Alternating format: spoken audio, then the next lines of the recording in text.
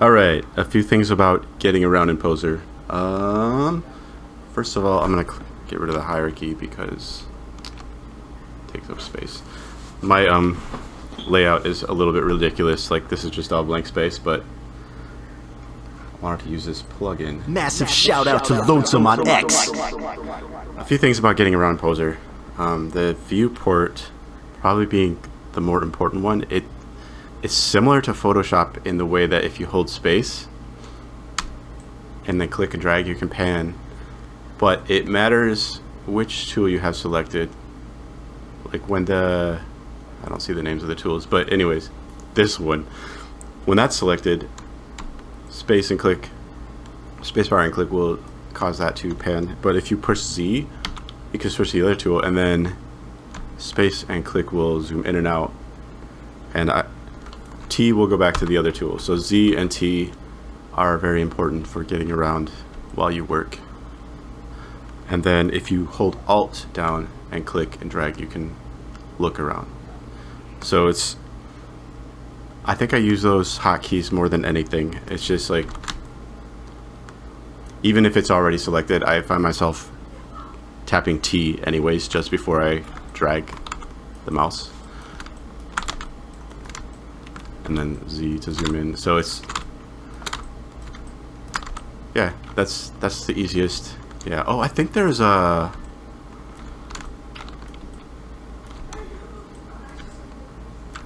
okay, so you can keep the one tool on, and if you hold Control and space, it will switch without changing tools. I knew there was something like that. And I think if you go to Z, it will do the opposite. Like it will normally zoom in and then Control will just go back to it. So good to know. Alright, so that's out of the way. I will again stress the importance of learning the camera hotkeys, because dolly cam is the one pretty much any shot that I'm working on, whatever I'm envisioning, like I have the dolly cam enabled for that, because that's the one I actually animate. For example, just like that. I mean, it's that easy. Everything you see while the dolly cam is selected, like that is the camera you're actually moving around. So keep that in mind. A lot of times I will switch to pose cam, which is Control, comma, and that will automatically make whatever character you have selected the main character. So oops, if I've got two characters, if I click one or the other one, like it'll just automatically make that the new center point. And so those are nice when you've got a lot of like multiple characters in a scene and you're trying to edit the pose. You can look up the shortcuts if you go up to display camera view. So I'll just kind of go through them at my own pace, but go up in here and you can see all the hotkeys. Alright, another thing too, if you use 1 through 3 on the keyboard, 1 will select whatever the last body part or object in your scene is, like whatever active object. 2 will select the body of the character, like this sphere you see around. Every figure has one, and it's sort of like the master bone if you're used to Blender rigs. And then 3 will select the camera. So keep those in mind too, because if you're working the parameters, you might want to switch back and forth while editing a scene. Another thing to note is the bone order. You can quickly arrow through the body parts. Like if you go over to the animation palette, like you can pretty much see. It's really helpful when you want to keep your mouse over here and you're just trying to tweak a pose. For example, you know, stuff like that. It just makes it easy to go through it all. So a lot of times, like if I'm working on a pose and I just kind of want to quickly move things around and get it like roughly in the pose, like sometimes maybe I'll just kind of like, oh wait, I'm really doing it wrong.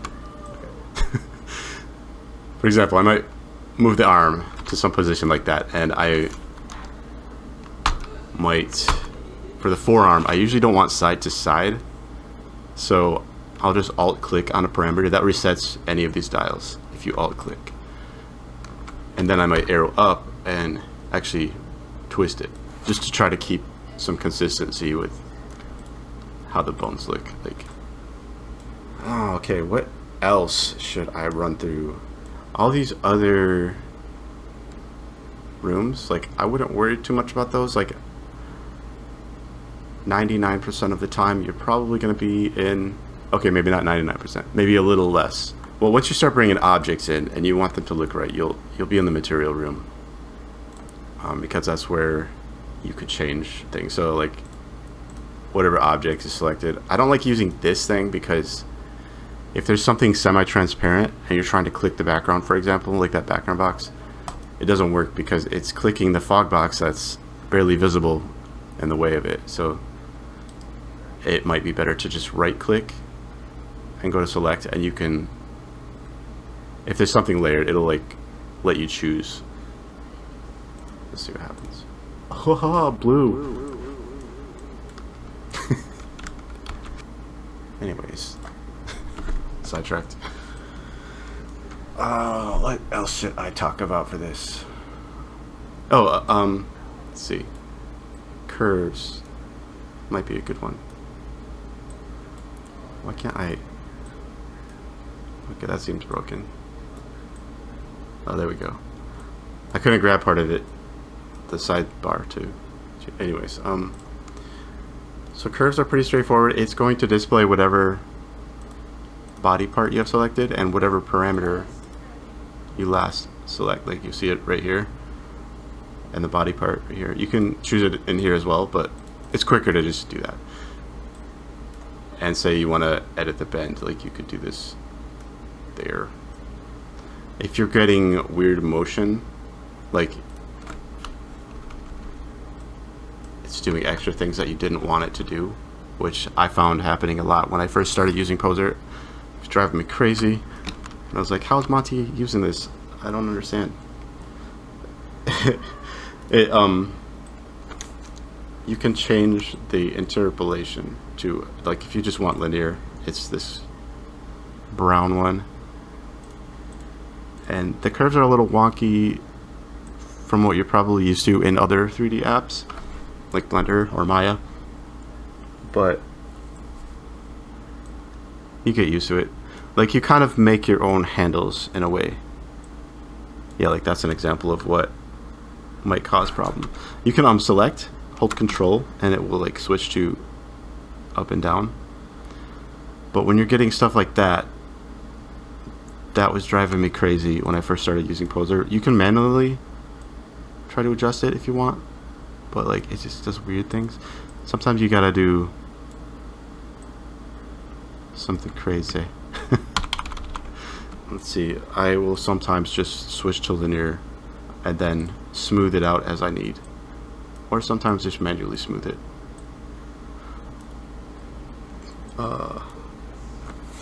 Yeah, don't pay attention to the actual animation because I don't know what I'm doing.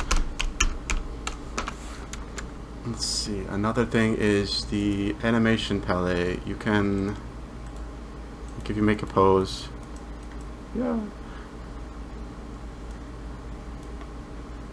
you can select the top area. If you click on this top dotted line, it will select all of the channels. Or if you click in there, you can choose which channels you want to move around. But a lot of times, if you got a bunch of animations, I'll just like, I'm alt click and drag it so I can make copies really quick. You just might want to select everything within those frame ranges. It's also nice if you want to bake the animation, just click and drag on the top and then click this. It will just key everything. We've had times too where I've seen Monty like manually click, like to try to shorten an animation, just drag it, add a frame, drag it, add a frame. It's very tedious, but sometimes doing things like that, even though it's a lot of work, just do it. And by the time you're done, you're done. Rather than like if you stopped and thought about all the possible other ways you could try to get around doing all the work, and then by the time you think of something, like you could have been done a long time ago if you would have just done it. And so that's sort of the kind of thinking I had to adapt when I started using Poser, because there were a lot of things that I thought seemed like a ridiculous amount of work, and I was like, this can't be right. And then I would see how Monty did it, and he's like actually just doing it. And it was like often quicker to just get it done. Whew, that's bitter. Oh yeah, another thing, if you've got too many keys, like if you imported a mocap file, it's going to put a key on every frame, and you might want to recalculate. Where is it? Oh, resample keyframe. Okay. This will key everything every 4 frames or 3 or whatever number you set in here. It will just rebake everything and try to smooth it out. But there are times when you might want to just do a quick manual version of it, and to do that you just delete the keys, and then you can actually copy the blank space with Alt, click and drag. And there have been plenty of times we did that as well. Another thing, a very important part of Poser, one of the reasons we always wanted to use Windows instead of Mac is you get the Alt commands. I know there's a word for it. I think accelerator keys, is that what it is? I never heard that term before until like recently. But when you tap Alt, like you can quickly navigate through the menu. And so like you can see recalculating animations would be Alt A, like A for here and then A for there. So just be like to get that up, or A K to resample the keyframes. And so all these different if it's a function that you find yourself using a lot, look at the menu and learn the key sequence that you would need to press for that.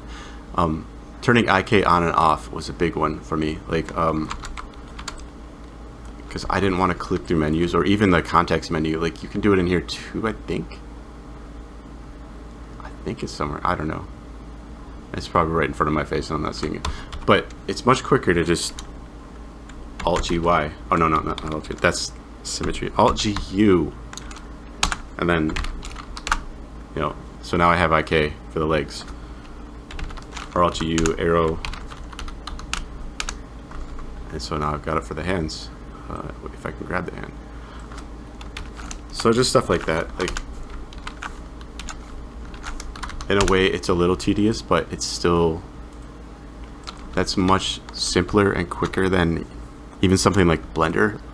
I work in Blender a lot for my day job, and I still find this so much quicker and easier to work with. It's very limited, like you don't get all the extra nice rig options, but I don't care, whatever. Okay, let's see. Man, okay, so this is one I thought was crazy too. Like back on the topic of the menu, Alt G Y. Oh wait, Alt G Y. Left to right or right to, like this is something there was one day I had this long, maybe 100 frame animation, and I wanted to mirror it, and there's no quick way to do it. So like I asked Monty how to do that, like how he would mirror something, and he just like literally just every frame ran the command. I think it was just left to right or right to left, and it's just Alt G Y L, I guess, but then tab to go to the next frame. Alt G Y. So he just went through the whole animation and did that, and it works. And it's like, by the time I'm done thinking about how ridiculous it is, like he was already done. And move on to the next thing. Grouping objects. Those are kind of nice if you, for example, had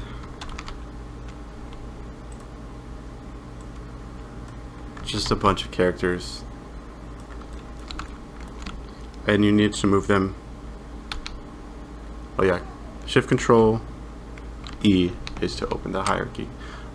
So a grouping object, you could just add, it's like a quick little random cube. But you could drag all the characters into the cube and then just use that to move people around. And I think you can duplicate the cube. Nope, never mind. I was gonna say it would duplicate the contents, but that's not true. But there is a trick to that, and it's one thing we used to do. So we would have this blank figure, and we called it prop fig. There's no bones, no character, no nothing in it. When you take anything into the setup room, it automatically creates a figure when you go back to pose. I think to make it, we just basically had a... Oh yeah. Just bring any prop into the setup room. Don't add any bones or anything, and just go back, and it'll just discard any part of the model that went in there if there's no bones attached to it. And so when you come back to pose, like, it's just a blank figure. And so we would save this to the library and call it, like, there's just, it has a hip bone, but nothing in it. And so if you bring objects, if you bring characters into that, then since it's a figure, technically, it will copy everything that's in it. And so basically, that was kind of our trick for big crowds. Like if you have a lot of characters or a lot of objects even. For example, we might have animation of the floor breaking or some ground like cracking concrete or something like that, and we wanted to have multiple, so we would just drag all of the parts into a figure prop and duplicate it. It retains all of their keyframes as well, so your scene can get pretty heavy if you're not careful. But that was a trick. I actually forgot about it until just now. That's another topic, I think, doing some effects and breaking and floors and all that stuff. That'd be a fun thing to go over. Okay, I think I'm just gonna leave it at that for now. There's so much I didn't go over, but I'll just try to do this in little sections when things come to mind. Or maybe if you want to know about something, ask in the comments. Oh man, that's what YouTubers say. Does this make me a YouTuber? Okay, that's all. Like and subscribe.